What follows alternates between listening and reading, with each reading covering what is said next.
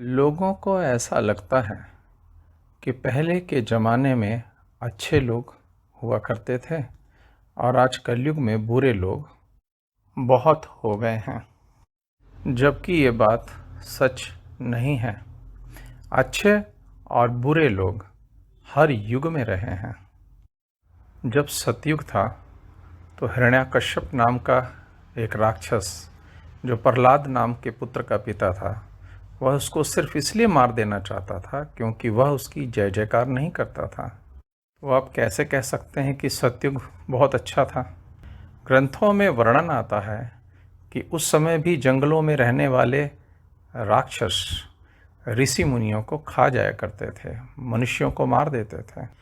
त्रेता युग में राम हुए और आप जानते हैं माता सीता के साथ कैसा दुर्व्यवहार हुआ। राम को जिन आसुरी शक्तियों से लड़ना पड़ा, वो कोई बहुत अच्छे लोग थोड़ा ही रहे होंगे। कृष्ण अवतार में दुर्योधन और कंस, भगवान को ही जब बुराई के खिलाफ लड़ना पड़ा तो आप सोच सकते हैं कि बुराई का क्या स्तर रहा होगा। और आज कलयुग में भी वही स्थिति है। अच्छे और बुरे लोग हर दौर में रहे हैं। बात इसकी नहीं है कि आज के दौर में बुराई बढ़ गई है और बुरे लोग बहुत अधिक संख्या में मौजूद हैं। ये आकलन नहीं किया जा सकता कि अब बुरे लोग ज़्यादा हैं कि तब बुरे लोग ज़्यादा थे। लेकिन चिंता की बात ये है कि तब के बुरे लोग अस्पष्टता के साथ अपनी बुराई के साथ रहते थे। रावण कहता था कि मैं रावण हूँ और रावण जैसा रहता था। राम कहते थे कि मैं राम हूँ और राम जैसे रहते थे। दुर्योधन कहता था कि मैं दुर्योधन हूँ और दुर्योधन की तरह रहता था। इतनी ईमानदारी तो रावण और दुर्योधन में भी थी कि वे जैसे होते थे वैसे ही दिखते भी थे। लेकिन आज कलयुग में यह विडंबना है कि दुर्योधन कृष्ण बन करके घूम रहा है और रावण राम। जो बुरा इंसान है वह अच्छे पदों पर है, अच्छे रूपों में है और अच्छी जगहों पर है, और उसे पहचानना मुश्किल है कि यह दिखने वाला राम राम नहीं, रावण है। ये मूलभूत अंतर है कलयुग के बुरे लोगों में और सतयुग त्रेता के बुरे लोगों में। एक दौर था कभी जब राम राम होते थे, रावण रावण होता था, और आज के दौर में रावण राम बन के बैठा है। यही आज के दौर के कलयुग का सबसे काला अध्याय है। आज के दौर में चरित्रहीन नारी भी पतिव्रता की तरह दिखती है। लुटेरे और हत्यारे हमारा नेतृत्व करने की भूमिका निभाते हैं। जो हमारी जान ले रहा है वह जान बचाने वाले पदों पर बैठा है। जो हमारे साथ अन्याय कर रहा है वह न्यायाधीश की पदवी पर है। जो लुटेरा है हकीकत में वह दाता अपने को दिखाता है।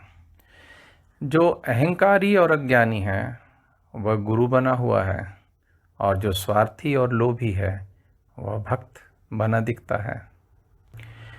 जो जहर है वह खाद्य पदार्थ बनकर बिक रहा है। जो त्याज्य है उसे ग्रहण करना सिखाया जा रहा है। जो अविद्या है उसे विद्या कह के पढ़ाया जा रहा है। जो सिर्फ एक इमारत है उसे मंदिर की तरह दिखलाया जाता है। जो लालची है उसे पुजारी कहा जाता है। जो भ्रूण में ही अपने बच्चों की हत्या कर देती है उसे माँ कहा जाता है, और जो चरित्रहीनता करता है वह भी किसी का पिता कहलाता है। जो कुरूप है वह अत्यंत सुंदर दिखता है। जो बातें चरित्रहीनता की हैं वह मजाक समझ में आता है। जिस देश में एक इंसान को दूसरे इंसान से बिना स्वार्थ के प्रेम नहीं होता, उस देश को भी महान कहा जाता है। न जाने लोग ये कब समझ पाएंगे कि वो दूसरों को धोखा नहीं देते, क्योंकि उनके अलावा यहाँ दूसरा कोई है ही नहीं। इसलिए दूसरों को धोखा देना अपने आप को ही धोखा देना है। और इसी बात को समझने और समझाने के लिए अध्यात्म विद्या की अत्यंत आवश्यकता है। और अध्यात्म वो वाला जो सनातन धर्म का निष्कर्ष कहलाता है। वरना इस कलयुग में जो अध्यात्म है वह तो अपने ही किस्म का एक अलग काला अध्याय लिख रहा है। जिस अध्यात्म विद्या के अध्ययन से यह निष्कर्ष ना निकले कि जगत में जो कुछ तुम्हें दिख रहा है और महसूस हो रहा है वह तुम्हारा अपना ही स्वरूप उन रूपों में जाना जा रहा है, तो आप समझ लीजिएगा आप उस अध्यात्म की बात नहीं कर रहे जिस अध्यात्म की बात मैं आपसे कर रहा हूँ। और जिस अध्यात्म की बात मैं आपसे कर रहा हूँ वह सिर्फ सुनने, समझने और मानने तक ही अगर सीमित है तो वह अध्यात्म कहे जाने योग्य ही नहीं है। वास्तविक अध्यात्म वो है जहाँ पर आप माने नहीं बल्कि अपरोक्षानुभूति कर पाएँ, साक्षात देख पाएँ कि आप ही सर्वरूपों में विलसित हैं, प्रतिष्ठित हैं, स्थित हैं।